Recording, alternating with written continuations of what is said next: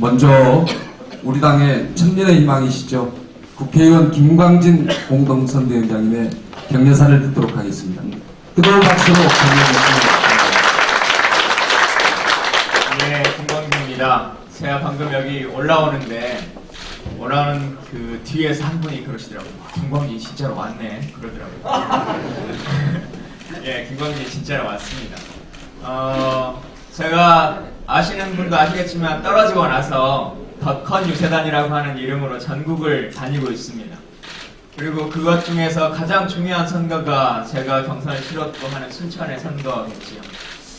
요즘 언론에 나오는 여론조사 결과로 보면 3자 구도에서도 이기는 걸로 그렇게 나오고 있습니다만, 사실 여론조사라고 하는 것이 100% 또 믿을 수가 없고 또 상황에 변동이 있으니까 어떻게 될지 모르지 않습니까? 그러니까 이 자리에 계신 분들이 잘 도와주셔서 그냥 생각으로 하는 것 말고 그냥 곡성 떨어져 나가니까 괜찮다더라 어쩌다더라 라고 하는 것 말고 진짜 한 표 한 표의 모험으로 함께 해주시면 좋겠다는 부탁의 말씀 먼저 좀 드리겠습니다. 그리고 제가 옷을 안 입은 것 때문에 혹시 오해하실까봐 몰라서 그러는데요. 내일부터가 제가 법정 선거운동 기간이어서 내일부터는 제가 내려오면 같이 옷을 입고 돌아다니고, 제가 오늘까지는 법정 기간이 아니어서 현역 의원이니까 이해를 좀 해주시면 감사하겠습니다. 제가 선거 치르면서 한두 가지 생각했던 게 있습니다. 그리고 부탁드리고 싶은 말씀도 있고 그래서 꼭 이 자리에 참석했으면 좋겠다 싶었습니다.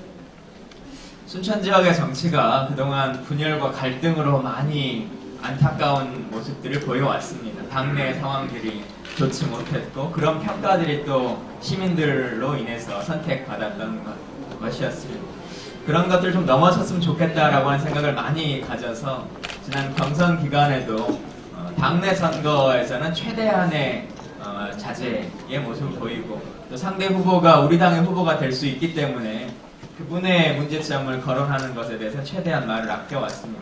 앞으로 당내 선거는 그렇게 됐으면 좋겠다라고 하는, 이후에 국회의원 선거뿐만 아니라 시장 선거나 시의원 선거들이 다 있을 텐데 본선에 대한 상대 후보와는 좀 다른 측면이 있겠습니다만은 경선과 관련해서는 그 사람이 우리 당을 대표하는 후보가 될 수 있다라고 하는 생각을 서로 갖고 둘 중에 내가 더 잘할 수 있다라고 하는 것을 가지고 경쟁하고, 본선 때는 상대가 어떤 점이 안 좋으니까 또 그래도 나를 뽑아달라고 하는 걸로도 또 얘기할 수 있는 그런 정치 구도가 됐으면 좋겠다라고 하는 말씀을 좀 같이 나누고 싶어서 왔습니다. 두 번째는 선거 치르고 나니까요. 아까 후보님께서도 말씀하셨습니다만 선거라는 게 본인도 마찬가지지만 가족도 그렇고 지지자들도 그렇고 모두가 달라들어서 하는 거 아니겠습니까?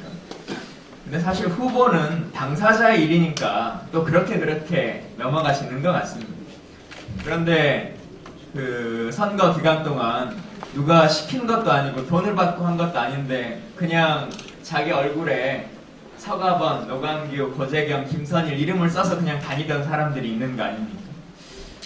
그것을 진짜 이제 잘 통합하고 융화시키는 모습을 보여주시는 것이 서가번 후보님의 이제 정치력의 모습이라고 생각합니다. 저는 낙선한 후보이기 때문에 이 자리에 참여해서 경선에서 떨어졌지만 같이 공동선대위원장을 하는 것으로밖에 당의 통합에 도움을 줄 수 있는 방법이 없습니다만, 당선자이시기 때문에 물론 팔이 안으로 굽어서 내 선거를 도와줬던 사람에게 조금 더 사랑이 가고 애착이 가는 것을 누가 어떻게 탓하겠습니까? 그러나 당내 경선에서 누군가를 서로 밀고 그러고 나서 한 사람이 결정되면 그 사람을 위해서 모두 함께 합심해서 하도록 하는 일들의 정치 문화를 만들어주시는 것이 노광규 시장께서, 후보께서 하실 수 있는 가장 큰 덕이고, 그 모습으로 이후에 쭉 재선 3선의 모습들까지도 가실 수 있을 거라고 생각합니다. 그래서 그 모습을 꼭 부탁드리겠습니다.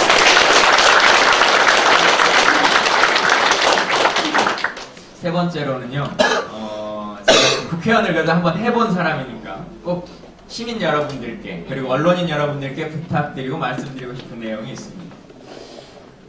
하나는 노광규 후보님께서 시장을 해보셨습니다만 사실은 국회의원은 각자 본인이 하고 싶은 예산을 따오는 일을 하는 사람이 아닙니다.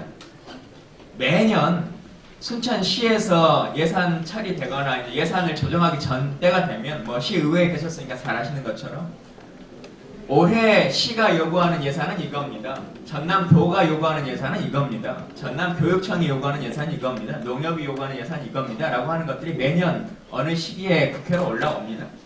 그것을 얼마나 그해 확보해낼 수 있느냐라고 하는 그 힘은 물론 의원에 따라 좀 차이가 있을 수 있습니다만 기본적으로는 별 차이가 없습니다. 힘 있는 의원이어서 많이 가지고 올 수 있으면 대통령을 몇 번 선출한 대구는 도로를 금으로 깔았겠죠. 근데 그러지 않는 것이 현실입니다. 그것에 대해서 정확하게 인지해 주셨으면 좋겠다라고 하는 말씀을 꼭 하나 드리고 싶고요. 이번에 4.13 총선은 우리가 시장을 뽑는 선거가 아닙니다. 국회의원을 뽑는 선거입니다. 지역에 어떤 사업을 할 거냐, 어떤 건물을 지을 거냐라고 하는 것은 행정권이나 예산권을 가지고 있는 시장이 선거 나왔을 때 낼 수 있는 공약인 거고요. 국회의원을 뽑는 것은 4년간, 앞으로 4년간 수백 건, 수천 건의 법안을 가부 투표를 해야 될 것이고 어떤 행정행위에 대해서 찬반 토론을 해야 될 것인데 그 의견에 있어서 시민들의 권리를, 시민들의 목소리를 제대로 대변할 사람이냐 아니냐, 내 의사를 그대로 가부 투표를 해줄 것이냐라고 하는 사람을 찾는 것입니다. 지금 거론되고 있는 어떤 몇 가지 이슈들, 이것에 대한 입장이 뭐냐라고 하는 것만이 중요하지 않습니다. 4년 전에 국회의원 선거가 있었는데요.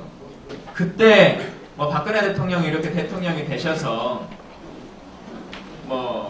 여러 가지 건들이 있죠. 국정교과서라든가 아니면 한중 FTA를 하면서 이렇게 농민들의 피해를 입게 한다거나 테러 방지법을 이렇게 강제적으로 직권상정한다거나 여러 가지 이런 일들이 벌어질 거라는 것을 아무도 몰랐습니다. 앞으로 4년도 마찬가지입니다.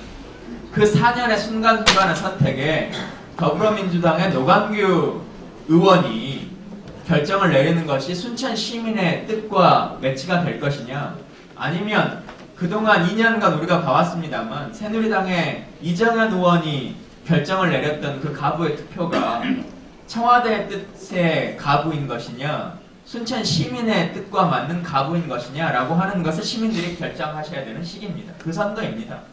그래서 그 뜻들을 시민 여러분께서 잘 알아주시고 노광규 후보를 통해서 그리고 더불어민주당을 통해서 그 모습들을 아까 말씀하신 4월 13일의 순천의 봄을 잘 같이 만들어 나갔으면 좋겠습니다. 감사합니다.